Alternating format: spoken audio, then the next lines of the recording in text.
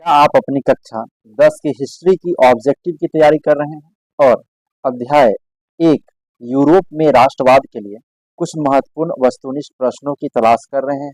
खैर, आप सही जगह पर हैं।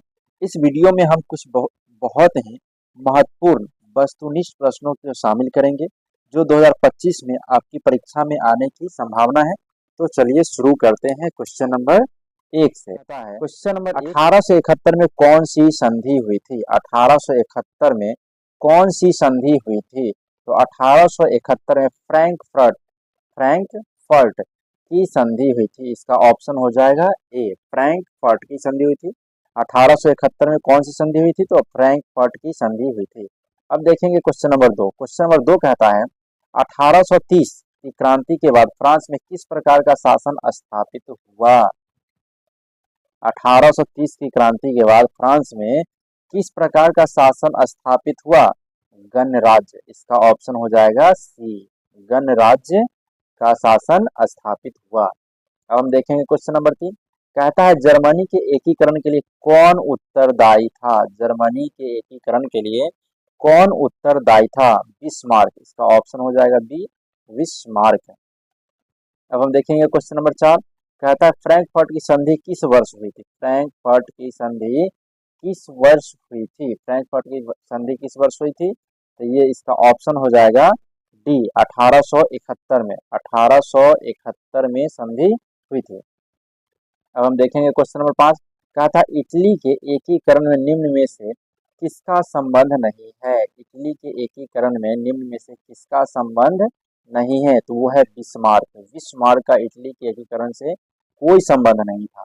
अब हम देखेंगे क्वेश्चन नंबर 6। क्वेश्चन नंबर 6 कहता है इटली और जर्मनी के एकीकरण के विरुद्ध निम्न में कौन था? इटली और जर्मनी के एकीकरण के विरुद्ध में निम्न में कौन था? तो इसका ऑप्शन हो जाएगा सी, ऑस्ट्रिया। ऑस्ट्रिया इसका ऑप्शन हो जाएगा। अब हम देखेंगे क्वेश्चन नंबर 7। क्वेश्चन नंबर 7 कहता है जर्मनी के एकीकरण का प्रमुख वास्तुकार कौन था? प्रमुख वास्तुकार कौन था? तो इसका ऑप्शन हो जाएगा डी, बिस्मार्क। इसका ऑप्शन हो जाएगा डी, बिस्मार्क। अब हम देखेंगे क्वेश्चन नंबर 8। कहता है फ्रैंकफर्ट की संधि पर हस्ताक्षर कब हुई थी? फ्रैंकफर्ट की संधि पर हस्ताक्षर कब हुई थी? तो 1871 में। इसका ऑप्शन हो जाएगा सी। अब हम देखेंगे क्वेश्चन नंबर 9। क्वेश्चन नंबर 9 कहता है काउंट काबूड, काउंट काबूड को विक्टर इमैनुएल ने किस पद पर नियुक्त किया? किस पद पर नियुक्त किया? तो प्रधानमंत्री। इसका ऑप्शन हो जाएगा सी, ऑप्शन सी हो जाएगा। अब हम देखेंगे क्वेश्चन नंबर 10। क्वेश्चन नंबर 10 कहता है रक्त एवं लौह की नीति का अवलंबन किसने किया था?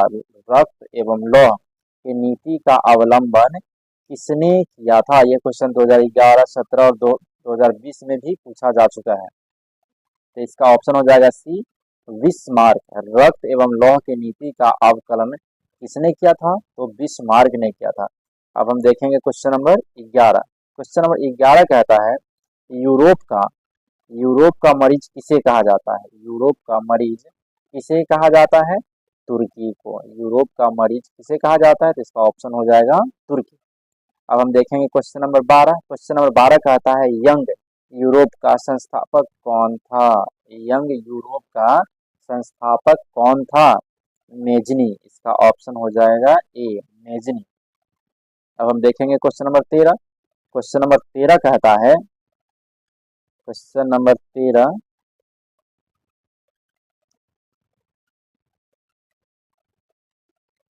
क्वेश्चन नंबर 13 कहता है टीपू सुल्तान शासक थे। टीपू सुल्तान शासक थे मैसूर का। इसका ऑप्शन हो जाएगा ए। अब हम देखेंगे क्वेश्चन नंबर 14। क्वेश्चन नंबर 14 कहता है किस युद्ध के बाद जर्मनी का एकीकरण हुआ? किस युद्ध के बाद जर्मनी का एकीकरण हुआ? तो इसका ऑप्शन हो जाएगा डी, सेडोन का युद्ध। इसका ऑप्शन हो जाएगा डी, सेडोन का युद्ध। अब हम देखेंगे क्वेश्चन नंबर 15। क्वेश्चन नंबर 15 कहता है गैरीबाल्डी पेशे से क्या थे? गैरीबाल्डी पेशे से क्या थे? तो गैरीबाल्डी पेशे से नाविक थे। इसका ऑप्शन हो जाएगा डी। अब हम देखेंगे क्वेश्चन नंबर 16 कहता है जर्मन राइन राज्य का निर्माण किसने किया था? जर्मन राइन राज्य का निर्माण किसने किया था? तो इसका ऑप्शन हो जाएगा बी, नेपोलियन बोनापार्ट ने। नेपोलियन बोनापार्ट ने। अब हम देखें क्वेश्चन नंबर 17 कहता है सन 1870 में फ्रांस और प्रासा के बीच युद्ध कहाँ हुआ था? सन 1870 में फ्रांस और प्रासा के बीच युद्ध कहाँ हुआ था? तो इसका ऑप्शन हो जाएगा ए, सेडोन में। इसका ऑप्शन होगा ए, सेडोन में हो जाएगा। अब हम देखेंगे क्वेश्चन नंबर 18। क्वेश्चन नंबर 18 देखेंगे। क्वेश्चन नंबर 18 कहता है इटली के एकीकरण निम्न में किसने योगदान किया था? इटली के एकीकरण में निम्न में किसने योगदान किया था? तो इसका ऑप्शन होगा डी, मेजनी, काउंट काबूर और गैरीबाल्डी। इसका ऑप्शन हो जाएगा डी, इनमें सभी। अब हम देखेंगे क्वेश्चन नंबर 19। क्वेश्चन 19 कहता है वियना सम्मेलन हुआ था। वियना सम्मेलन हुआ था 1815 में। इसका ऑप्शन हो जाएगा ए, 1815 में। अब देखें क्वेश्चन नंबर 20 कहता है जलवेरियन संबंधित था। जलवेरियन संबंधित था व्यापारियों से। इसका ऑप्शन हो जाएगा बी, व्यापारियों से। अब क्वेश्चन नंबर 21। क्वेश्चन नंबर 21 कहता है जिनेवा संधि कब हुई थी? जिनेवा संधि कब हुई थी? तो 1954 में। जिनेवा संधि 1954 में हुआ था।